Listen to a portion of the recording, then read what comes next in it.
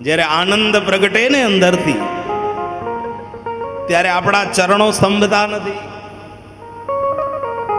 આપણે આપણા દેહ ઉપર કાબુ રાખી નથી શકતા. ઉરમાંથી જે પ્રગટ થયો એ આનંદ છે.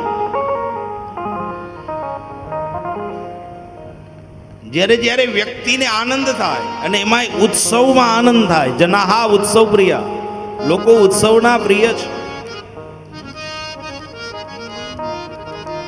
અને હું તો એમ કહું કે જ્યારે જ્યારે એક સમૂહ ભેગો થાય અને એ સમૂહની અંદર બ્રહ્મનું પ્રાગટ્ય થાય, એ સમયે ઉત્સવ થયા વગર રહેતો નથી. એટલે જીવનમાં એક વખત ઠાકોરજી આવી જાય ને પછી આપણું જીવન ઉત્સવમય બની જાય છે. સતત ઉત્સવ જ આવે. સવારે મંગલાથી લઈ અને સાંજે શયન સુધીના બધા ઉત્સવો ઉત્સવ ઉત્સવ. ઉત્સવનો અર્થ શું થાય?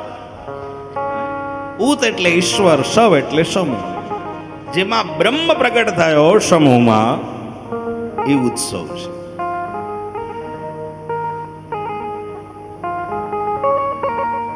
નોમના દિવસે ઉત્સવ થયો, દસમ આવી તોય ઉત્સવ ચાલુ હતો ગોકુલમાં, એકાદશી આવી તો બી ઉત્સવ ચાલુ હતો.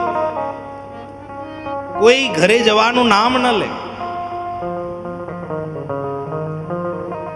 એવો ઉત્સવ થયો છે.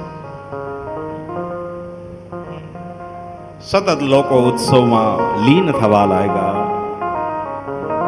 અલગ અલગ દેવતાઓ અલગ અલગ સ્વરૂપ લઈ બાબા નંદ કે ઘર આવવા લાગ્યા.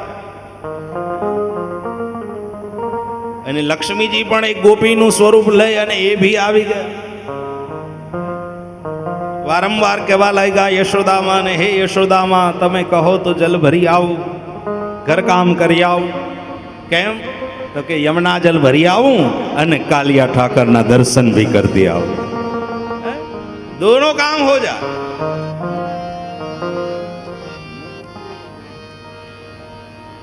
ઉભેલી અજાણી નારી અને લક્ષ્મી લુભાણી.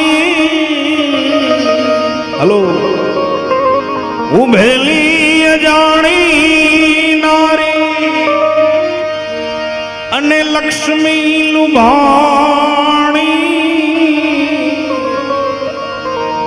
એ મારી હેતરે ભરવા તારા પાણી રે નંદ રાણી તારા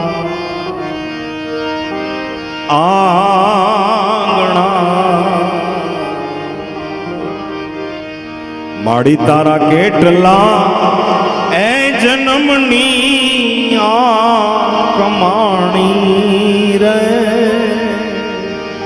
નંદ રાણી તારા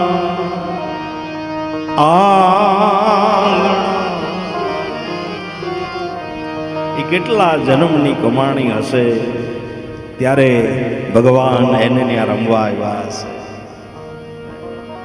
ઠાકોરજી એક બાલ સ્વરૂપે બિરાજતા હોય, ત્રિભુવનનું સામ્રાજ્ય જેના ખોળામાં રમતું હોય, એ આનંદ કેટલો હશે. અદભુત આનંદ, અનહદ આનંદ થવા લાગ્યા. એક એક પછી એક એક સ્વરૂપ અલગ અલગ લઈ દેવતાઓ આવવા લાગ્યા.